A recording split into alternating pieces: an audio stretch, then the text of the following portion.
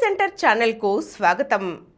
మనం మేటి ప్రజా సేవకురాలు నాస్తికోద్యమ నాయకురాలు అయినటువంటి శ్రీమతి హేమలత లవణం గారి స్వీయ జీవితగాథ మృత్యోర్మ అమృతంగమయ పుస్తకం నుండి ఆమె జీవిత విశేషాలు తెలుసుకుంటున్నాం కదండి.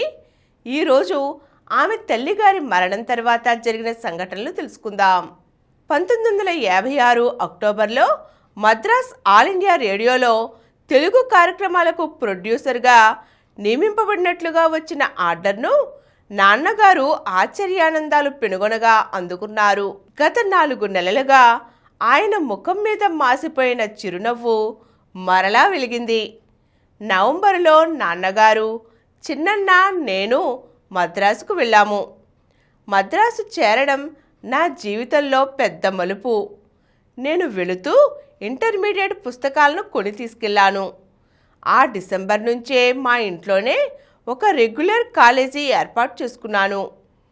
దానికి 3 నెలల వరకు పీరియడ్స్ కూడా నిర్ణయించుకున్నాను. హిస్టరీ గ్రూప్గా సిలబస్ అంతా చదివి మార్చిలో పరీక్షలు రాసి పాస్ అయ్యాను. నా ఈ విజయం నాన్నగారు మరొక మెరిట్గా భావించారు. డిగ్రీ చదవడానికి నన్ను క్వీన్ మేరీస్ కాలేజీలో చేర్పించారు. కాలేజీలో చేరేటప్పటికే సాహిత్య రచనలు, జీవిత చరిత్రలు ఠాకూర్, బకించంద్ర, శరత్చంద్ర, టాల్స్టాయ్, అలాగే తెలుగు సుప్రసిద్ధ కవులు, రచయితల రచనలు చదివి సాహిత్యంపై ఒక రుచిని ఏర్పరచుకున్నాను. వీటన్నిటిలో ప్రధానంగా శరత్చంద్రుని సాహిత్యం ఆనాటి నుండి ఈనాటి వరకు నన్ను ప్రభావితం చేస్తూనే ఉంది. స్త్రీని శరత్చంద్రుడు గౌరవించే విధానమే దాని ప్రత్యేకత. స్త్రీని ప్రేమపూరిత తల్లిగా ఆయన చిత్రీకరణ నన్ను బాగా ఆకర్షింపచేసింది. బొందలపాటి శివరామకృష్ణ శరత్ సాహిత్యానికి తెలుగు అనువాదం మరింత ఆకర్షణ. శరత్ సాహిత్యంలోని పాత్రలు నా మనసులో నిలిచి ఉన్నాయి. నేను కాలేజీలో చేరేనాటికే తెలుగు సాహిత్యంలో సుప్రసిద్ధమైన కావ్యాలు వసుచరిత్ర, మనుచరిత్ర, ఆముక్తమాల్యద, పాండురంగ మహత్యం, పారిజాతాపహరణం నాన్నగారి సహకారంతో చదువుకున్నాను. వీటిలో నన్ను బాగా ఆకర్షించింది మనుచరిత్ర. నాన్నగారు, నేను తరచూ సాహిత్య చర్చలు చేస్తూ ఉండేవాళ్ళం.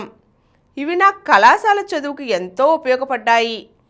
తెలుగు సాహిత్యం, కవిత్వంపై నాలో పెరిగిన రుచి తరువాత జాషువా ఫౌండేషన్గా రూపుదిద్దుకుంది. బిఏలో నా పాఠ్యాంశాలన్నీ దాదాపు నేను చదివినవే. దాంతో ఆ పాఠాలన్నీ నాకు ఎంతో సులువుగా అర్థమయ్యాయి. బాల వ్యాకరణం, ప్రౌఢ వ్యాకరణం, అప్పకవీయం, నరస భూపాలీయం వంటి వ్యాకరణ గ్రంథాలు చదవడంలో నాకు కష్టం అనిపించలేదు. ఉదయం 9 గంటలకు నాన్నగారు రేడియో స్టేషన్కు, నేను కాలేజీకి బయలుదేరే సమయానికి వంట పూర్తి చేసి భోజనం చేసి మిగిలిన పనులు చిన్నన్నకు అప్పగించి వెళ్ళేవాళ్ళం. 2 బస్సులు మారి మేమిద్దరం తిరిగి సాయంత్రం వచ్చేటప్పటికి వాడు ఇల్లు శుభ్రం చేసి అంట్లు తోమి అవసరమైతే వంట కూడా చేసి ఉండేవాడు. ఈ జీవితం 1959 వరకు జరిగింది. కాలేజీ జీవితం నాకు కొత్త వాతావరణం. నాలో అప్పటి వరకు నిద్రిస్తున్న కళలు తొంగి చూచి అవి మరింత విప్పారాయి.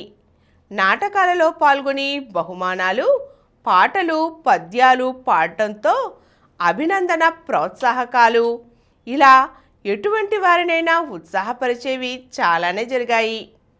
నన్ను కూడా అవి స్తబ్దత నుండి మేల్కొల్పాయి.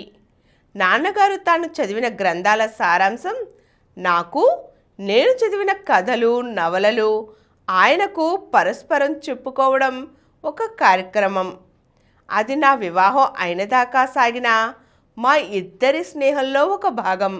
ఈరోజు మనం తన తల్లి మరణం తర్వాత మద్రాసు చేరుకున్న జాషువా గారు, హేమలత లవణం గారు తమ జీవితాలను ఎలా కొత్తగా ప్రారంభించారో తెలుసుకున్నాం కదండి. మరిన్ని అంశాలతో మళ్ళీ కలుద్దాం.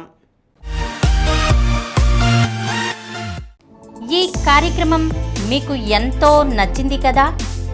ఇటువంటి మరిన్ని వీడియోల కోసం అనతి కాలంలోనే 20 కోట్ల వ్యూస్ సాధించిన సమరన్ ఛానల్ సమర్పించు యతీష్ సెంటర్ ఛానల్కు సబ్స్క్రైబ్ చేయండి, లైక్ చేయండి, మీ ఫ్రెండ్స్కి షేర్ చేయండి. అలాగే ప్రక్కనున్న గంట సింబల్ని ప్రెస్ చేయడం మర్చిపోకండి.